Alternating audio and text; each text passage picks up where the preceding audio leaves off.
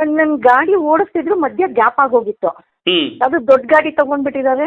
But ನನ್ ಮಗಳನ್ ಕರ್ಕೊಂಡು ಓಡಾಡ್ತಿದ್ದೆಲ್ಲ ಗಾಡಿನೇ ಇಲ್ದೆ 4 ವರ್ಷ ಇತ್ತು. ಆಮೇಲೆ ದೊಡ್ಡ ಗಾಡಿ ತಗೊಂಡ್ಬಿಟ್ರು. ಅವರು ಮನೇಲಿ ಇರ್ತಾರೆ, ಓಡಾಡ್ಲಿಕ್ಕೆ ಆಗ್ತದೆ ಅಂತ.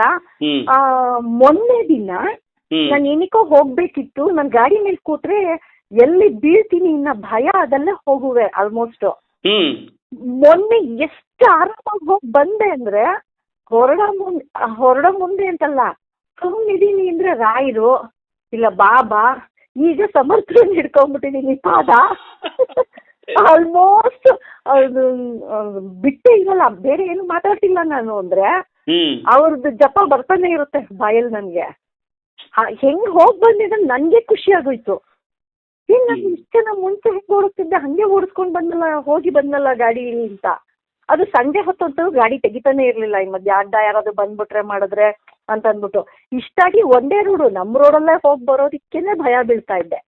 ಆಮೇಲೆ ಇನ್ನೊಂದು, ಒಬ್ಳೆ ಈಚೆ ಹೋಗೋದಿಕ್ಕೆ ಇದಕ್ ಮುಂಚೆ ಈ ಗ್ರೂಪ್ ಸೇರೋದಕ್ ಮುಂಚೆ ತುಂಬಾನೇ ಬಂದ್ಬಿಟ್ಟಿತ್ತು ನನ್ನ ತಲೆಯಲ್ಲಿ. ಅಯ್ಯೋ ನಾನು ಒಬ್ಳೆ ಈಚೆ ಹೋಗಿ ಬರ್ತೀನ ಅದು ನಮ್ಮ ಮನೆಯವ್ರು ಕೂತ್ಮೇಲೆ ಅವರೇ ಎಲ್ಲಾ ಮಾಡ್ಕೊಂಡ್ ಬರ್ತಾರಲ್ಲ ಈಚೆದು ಹೋಗೋದು ಬರೋದು ಕೆಲ್ಸಗಳು. ಹಂಗಂಗ್ ಒಂಥರ ಮನೇಲೆ ಕೂತು ಏನಪ್ಪ ಈಚೆ ಹೋದ್ರೆ ನಾನು ಮುಂಚೆ ಎಷ್ಟು ಚೆನ್ನಾಗಿ ಓಡಾಡ್ಕೊಂಡು ಎಲ್ಲ ನಿಭಾಯಿಸ್ಕೊಂಡ್ ಬರ್ತಿದ್ದೆ, ಆಗುತ್ತಾ ಅನ್ನೋ ಮಟ್ಟಕ್ಕಿತ್ತು. ಬೇಕಂತ 2 ಪರೀಕ್ಷೆ ಮೈಸೂರಿಗೆ ಒಬ್ಳೆ ಹೋಗಿ ಬಂದೆ. ಅವತ್ತೂ ಕೂಡ ಆ ಒಂದು ಟೈಮಲ್ಲೇನೆ, ಅಣ್ಣ ನಿಮಗೊಂದು ಪ್ರಶ್ನೆ ಬೇಕು ನನಗೆ, ಒಂದು ಇದಕ್ಕೆ ಉತ್ತರ ಅಂತ ಅವತ್ತು ಕೇಳಿದ್ನಲ್ಲ, ಆ ಟೈಮಲ್ಲೇನೆ ಆ ಸಮರ್ಥರೆ ಪ್ರತ್ಯಯ ಮಾಡ್ತಿದ್ದ ನನಗೆ. ಆತನ ಗೊತ್ತಿಲ್ಲ ನನ್ನ ಜೀವನದಲ್ಲಿ ಒಬ್ರು ಬರೋರು ಇದಾರೆ ಅಂತ ತುಂಬಾ ಈಗ ಒಂದು ಸುಮಾರು ತಿಂಗಳಿಂದ ಬರ್ತಿದೆ ಆತರ. ಬಟ್ ನಂಬೋದಿಕ್ಕೆ ನಾನು ನಂಬ್ಲಾ ಬಿಡ್ಲಾ ಗೊತ್ತಾಗ್ತಾ ಇಲ್ಲ ನನಗೆ. ಯಾರನ್ನು ನಾನು ಸುಮ್ಮನೆ, ಯಾಕೆಂದ್ರೆ ನಂದು ಜೀವನ ಎಷ್ಟೋ ಕಷ್ಟಗಳು ಒಂಥರ ನೀಗಿಸ್ಕೊಂಡು ಬಂದು, ನಮ್ಮ ಯಜಮಾನ್ರದ್ದು ಒಂಥರ ಅಂದ್ರೆ ಅವ್ರದೇ ಒಂದು ಸ್ವಭಾವ, ನಾನತ್ವ ತುಂಬಾ ಇದೆ ಅವರಲ್ಲಿ. ಆಮೇಲೆ ನಾನ್ ಹೇಳ್ದಂಗ್ ನಡಿಬೇಕಷ್ಟೇ ಅನ್ನೋದವ್ರದ್ದು.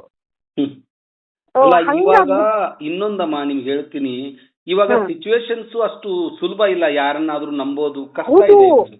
ಹೌದೌದು, ಹಾಗಾಗಿನೇ ಈಗ ಬರ್ತಾರೆ ಬರೋರಿದ್ದಾರೆ, ನಂಬೇಕಾ ಬಿಡ್ಬೇಕಾ, ಅವ್ರನ್ನ ಅಟ್ಯಾಚ್ ಮಾಡ್ಕೋಬೇಕಾ ಬೇಡವಾ, ಈಗ ಆರಾಮಾಗಿದೀವಿ.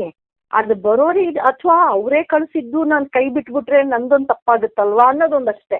ಇಲ್ಲ, ಪ್ರಶ್ನೆಗೊಂದು ಉತ್ತರ ಬೇಕು ಅಷ್ಟೇ. ನೋಡಿ, ಒಂದು ಪದ್ಮಿನಿ ಅಕ್ಕ ನಿಮ್ಗೆ ಹೇಳ್ತೀನಿ ನಾನು, ನೀವು ಈ ಗ್ರೂಪ್ ಅಲ್ಲಿ ಸೇರೋದು ಯಾವ ತರ ಇದೆ ಈ ಗ್ರೂಪಿನ ಶಕ್ತಿ ಅಂತಂದ್ರೆ, ನಾವು ಫಸ್ಟ್ ಆಫ್ ಆಲ್ ಈ ಕುಟುಂಬ ಅಂತಾನೆ ಗ್ರೂಪ್ ಸ್ಟಾರ್ಟ್ ಮಾಡ್ರು. ಹೌದು ಅಣ್ಣ, ಪ್ರತಿ ಒಂದು ಹೆಜ್ಜೆಗೂ ನೀವು ಅದನ್ನೇ ಹೇಳ್ತಿರ್ತೀರಾ. ಹೌದು, ನಾವೆಲ್ಲ ಒಂದು ಅನ್ನೋದು. ಇಲ್ಲಿ ಯಾರಿಗೇ ಕಷ್ಟ ಬಂದು ಯಾರಿಗೇ ನೋವಾದ್ರೂ ಕೂಡ ಅದು ಕುಟುಂಬದಲ್ಲಿ ಇರ್ತಕ್ಕಂಥವ್ರು ಎಲ್ರಿಗೂ ಫೀಲ್ ಆಗುತ್ತೆ, ಒಬ್ರಿಗಾದಂಗೆ. ಹೌದಣ್ಣ, ಆ ಕಾನ್ಸೆಪ್ಟೇ ನನ್ನ ಮೈಂಡ್ ಅಲ್ಲಿ ಇಟ್ಕೊಂಡು ಇದನ್ನ ನಿಜವಾಗಿ ಹೇಳ್ತೀನಿ. ಒಂದು ಪಾಯಿಂಟ್ ಕೂಡ ಈ ಕುಟುಂಬ ಅನ್ನೋ ಒಂದು ಕಾನ್ಸೆಪ್ಟ್ ಅಥವಾ ಈ ಮನೋಕಾಮನ ಇದು ಯಾವುದು ನಾನು ಮಾಡಿದ್ದೆ ಅಲ್ಲ, ಇದೆಲ್ಲವೇ ಎಲ್ಲ ತಂತಾನೇ ನಡೀತಾ ಇದೆ, ತಾನೇ ಇದು ಬಂದಿರೋದಿದೆ ಆಕ್ಚುಲಿ. ಬಂದಿರೋದು. ಈಗ ನೋಡಿ, ಅದು ಹೆಂಗಾಗೋಗ್ಬಿಟ್ಟಿದೆ ಅಂತಂದ್ರೆ, ಒಂದ್ ದಿವಸ ಹೋಮದ್ದು ವಿಡಿಯೋ ನಾವು ಅಪ್ಲೋಡ್ ಮಾಡ್ಲಿಲ್ಲ ಅಂದ್ರೆ ಫೋನ್ ಮಾಡಿ ಕೇಳ್ತಾರೆ, ಸಂತೋಷಣ ಯಾಕೆ ಹಾಕಿಲ್ಲ ಇವತ್ತು. ಈಗ ಇದು ಹೆಂಗ ಹೋಗ್ಬಿಡಿದೆ ಅಂತಂದ್ರೆ, ನಮಗೋಸ್ಕರ ಅಲ್ಲ, ಕುಟುಂಬದಗೋಸ್ಕರ ಆದ್ರೂ ಮಾಡ್ಬೇಕು ಅನ್ನೋ ಫೀಲಿಂಗ್ ಬಂದ್ಬಿಟ್ಟಿದೆ ಮನ್ಸಲ್ಲಿ. ಹೌದು, ನಿಜವಾಗಪ್ಪ, ನಿಜವಾಗಿ ಏನಂದ್ರೆ ಈ ನೋಡಿ, ಅನ್ನದಾನಕ್ಕೆ ಎಷ್ಟು ಜನ ದುಡ್ಡು ಹಾಕ್ತಾ ಇದಾರೆ ಅಂದ್ರೆ ಆ ಕಾರ್ಯ ನಡೀತಾ ಇದೆಯಲ್ಲ, ಅದು ದೊಡ್ಡ ಕೆಲಸ ರಿಯಲ್ ಆಗಿ. ಹೌದು, ಕರೆಕ್ಟ್. ಇನ್ನೊಂದು ಏನಾಗುತ್ತೆ ಪದ್ಮಿನಿ ಅಕ್ಕ, ನಾನ್ ಮಾಡ್ತೀನಿ ಅನ್ನೋಕ್ಕಿಂತ ಮುಂಚಿತವಾಗಿ ಜನ ನನ್ನ ಹಿಂದೆ ಇರ್ಬೇಕಲ್ವ. ಹೌದು, ಅದು ಎಲ್ಲ ಅವರು ಸಮರ್ಥರ ಆಶೀರ್ವಾದ ಅಷ್ಟೇ ಅಣ್ಣ. ನಿಜವಾಗಿ ಹೌದೌದು. ಈಗ ನೋಡಿ, ಕಾನ್ಸೆಪ್ಟ್ ಇವತ್ ಬೆಳಿಗ್ಗೆ ನಾನು ನಮ್ಮ ಗುರುಗಳಿಗೆ ಫೋನ್ ಮಾಡಿದೆ. ಅವ್ರು ಏನ್ ಮಾಡಿದ್ರು ಅಂದ್ರೆ, ಸಂತೋಷ್, ನಾನು ಇನ್ ಮುಂದೆ ಪ್ರತಿ ದಿವಸ ಅಂದ್ರೆ ದತ್ತ ಮಹಾರಾಜರದ್ದು ಒರಿಜಿನಲ್ ಫೋಟೋ ಅವರು ಅಲ್ಲಿಂದ ಡಿಸ್ಪ್ಲೇ ಮಾಡ್ತಾರೆ ಅದನ್ನ. ಸೊ ಇದು ಫಸ್ಟ್ ನಮ್ಮ ಆರತಿ ಮತ್ತೆ ಹೋಮ ಎಲ್ಲ ನೋಡ್ತಾರೆ. ತದನಂತರ ಗುರುಗಳ ಒಂದು ದರ್ಶನ ಆಗುತ್ತೆ. ಅದು ಬೆಳಗಿನ ಜಾವನೆ, ಮನೆಯಿಂದ ಹೊರಗಡೆ ಹೋಗೋಕ್ಕಿಂತ ಮುಂಚೆ. ಅದು ನೋಡಿ ನೀವು ಎಷ್ಟು ಪಾಸಿಟಿವ್ ವೈಬ್ಸ್ ಇದೆ ಅಂದ್ರೆ, ಅದು ಅದು. ಹೌದು. ಆಮೇಲೆ ನಾನು ಒಂದ್ ದಿವಸ ಫೀಲ್ ಮಾಡಿದ್ನಲ್ಲ, ನಾನು ಒಬ್ಳೆ ಹೋಗಿ ಬಂದೆ ಅಂತಂದ್ರೆ, ಇಲ್ಲ ತುಂಬಾನೇ ಭಯದಲ್ಲಿ. ಆಮೇಲೆ ಮನೇಲೂ ಅಷ್ಟೇ, ನಾನು ಯಾವಾಗ್ಲೋ ಜಗಳ ಶುರುವಾಗುತ್ತೆ, ಯಾವಾಗ್ಲೋ ಮಾತಾಡ್ತಾರೆ. ಹೀಗೆ ಸುಮಾರು ವರ್ಷಗಳು ಕಳ್ಕೊಂಡ್ ಬಂದ್ಬಿಟ್ಟಿದೀನಿ. ಅದು ಪೀಕ್ ಹೋದಂತ ಸಮಯನೂ ಉಂಟು ನನ್ನಲ್ಲಿ, ನನ್ನ ಜೀವನದಲ್ಲಿ. ಇಲ್ಲ, ಗುರುಗಳು ನಮಗೆ ಒಂದೇ ಪದ್ಮಕ, ಭಗವಂತ ಇದೊಂದು ದೊಡ್ಡ ಅವಕಾಶನ ಕೊಟ್ಟಿದ್ದಾನೆ. ಈ ಕೊಟ್ಟಿರ್ತಕ್ಕಂಥ ಅವಕಾಶವನ್ನ ಸಮಂಜಸವಾಗಿ ಉಪಯೋಗಿಸ್ಕೊಂಡು ನನ್ನ ಒಂದೊಂದು ಕ್ಷಣ ಕೂಡ ನಾನು ಈ ಕುಟುಂಬದಗೋಸ್ಕರ ನಾನು ಮುಡುಪಾಗಿಟ್ಟಿದ್ದೀನಿ ರಿಯಲ್ ಆಗಿ ಹೇಳ್ಬೇಕು ಅಂತಂದ್ರೆ. ಇಲ್ಲ ಅನ್ಸುತ್ತೆ ಅಣ್ಣ, ಬರೀ ಮಾತಲ್ಲ, ಅಲ್ಲಿ ಕೃತಿಲೇ ನಡೀತಾ ಇದೆ ಅನ್ನೋದು ಗೊತ್ತಾಗುತ್ತೆ. ಇದು ಸಿಗಲ್ಲ ಪದ್ಮಕ್ಕ, ಇದು ಸುಲಭ ಅಲ್ಲ ಸಿಗೋದು ಎಲ್ಲ. ಹೌದು ಹೌದು ಹೌದು. ಜನ ಇಷ್ಟು ಪ್ರೀತಿ ಮಾಡ್ತಾ ಇರೋದು ಅದು ಒಂದು ಅದು ಮಾತು ಹೇಳಕ್ಕಾಗಲ್ಲ ರೀ, ಅದು ಅಷ್ಟು ಪ್ರೀತಿ ಇದೆ ಅದ್ರ ಬಗ್ಗೆ. ಅದು ಅನುಭವಿಸಿದ್ರಷ್ಟೇ ಗೊತ್ತಾಗುತ್ತೆ, ಹೇಳೋದಲ್ಲ. ಅದು ಅಂದ್ರೆ ಅವರು ಎಷ್ಟು ಪ್ರೀತಿಯಿಂದ ಸಂತೋಷಣ್ಣ ಅಂತ ಕರೀತಾರಲ್ಲ, ಅದು ಬೇರೆ. ಅದು ನಿಮ್ ಜೊತೆ ಮಾತಾಡ್ಬೇಕಂತ ಡೇ ಒನ್ನಿಂದಲೂ ನೀವು ಕುಟುಂಬ ಅಂತ ಏನ್ ಹೇಳಿದೀರಿ, ಹಾಗಂತಲ್ಲ ನೀನೀಗ ಲಾವಣ್ಯ ಅಕ್ಕ ಮಾತಾಡ್ದಾಗ ಕೇಳಿಸ್ಕೊಂಡ್ರು ಹಾಗೆ ಅನ್ಸುತ್ತೆ. ಯಾರಾದ್ರೂ ಮೆಸೇಜ್ ಹಾಕಿರೋದು ನೋಡಿದ್ರು ಹಂಗೆ ಅನ್ಸುತ್ತೆ.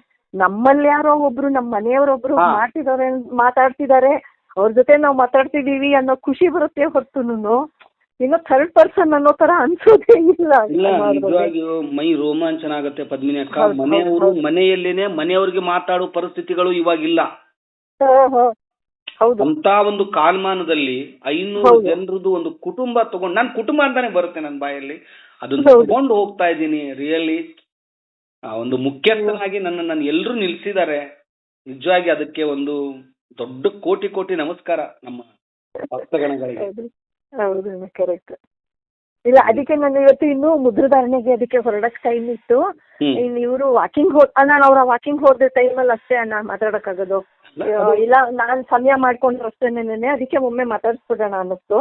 ಅದೇ ಆಕ್ಚುಲಿ ನೆನ್ನೆ ಮಾಡಿದೆ ಫೋನು, ನಿಮ್ ಮಗಳ ಹತ್ರ ಇತ್ತು ಫೋನು. ಇನ್ನೊಂದು ಅರ್ಧ ಗಂಟೆ 1 ಗಂಟೆ ಬಿಟ್ಟು ಮಾಡಿ ಅಂತ ಸ್ವಲ್ಪ ಹೇಳೋದೇನೋ ಹೇಳಿದ್ದು, ಬಟ್ ನನಗ್ ಮಾಡಕ್ ಆಗ್ಲಿಲ್ಲ ಮತ್ತೆ ಕೂಡ. ಅದಕ್ಕೆ ನಾನು ಸಮಯ ನೋಡ್ಕೊಂಡು ಅದೇ ನಂದು ಏನಿಲ್ಲ ಅಣ್ಣ, 1 2 3 ಅಮೌಂಟ್ದು ಸ್ಟ್ರಕ್ ಆಗ್ಬಿಟ್ಟಿದೆ. ನೀವು ಅವತ್ತು ತಂದ್ರಿ ಅಲ್ಲೇ ಪ್ರಶ್ನೆ ಮಾಡೋಣಂತೆ ಅಂತಂದ್ರಿ. ಕೆಲಸ ಮಾಡ್ತೀನಿ, ಒಂದು 5 ನಿಮಿಷ ನಾನು ನಿಮಗೆ ಈ ಮಂಗಳಾರತಿ ಆದ್ಮೇಲೆ ನಾನು ನಿಮಗೆ ಫೋನ್ ಮಾಡ್ತೀನಿ. ಖಂಡಿತವಾಗಿ ಗುರುಗಳ ಮುಂದೆ ಅದನ್ನ ಒಂದು ಪ್ರಶ್ನೆ ಹಾಕೋಣ, ಏನು ಉತ್ತರ ಬರುತ್ತೆ ಅಂತ ಖಂಡಿತವಾಗಿ ನಿಮಗೆ ತಿಳಿಸ್ತೀನಿ. ಓಕೆನಾ? ಅಂದ್ರೆ ನಾನು ಪ್ರಶ್ನೆ ಹೇಳ್ಬೇಕಾ ಅಣ್ಣ ಅಥವಾ? ಹೌದು, ನೀವು ಅಲ್ಲಿ ಬೇಡ್ಕೋಬೇಕು ಮನೆಯಲ್ಲಿ ಗುರುಗಳ ಮುಂದೆ ಕೂತ್ಕೊಂಡು. ನಾನು ಇಲ್ಲಿ ಆ ವಿಗ್ರಹದ ಮುಂದೆ ಪ್ರಶ್ನೆ ಹಾಕ್ತೀನಿ. ಬಟ್ ಅದೇನು ಆ ಉತ್ತರ ಬರುತ್ತೋ ನಾನು ನಿಮ್ಗೆ ಖಂಡಿತವಾಗಿ ತಿಳಿಸ್ತೀನಿ. ಒಂದು 5 ನಿಮಿಷ ಒಂದು ಆರತಿ ಮಾಡಿ ನಿಮಗೆ ನಾನು ಫೋನ್ ಮಾಡ್ತೀನಿ. ಆಯ್ತಣ್ಣ ಆಯ್ತಣ್ಣ. ಗುರುದೇವ ದತ್ತ. ಗುರುದೇವ ದತ್ತ.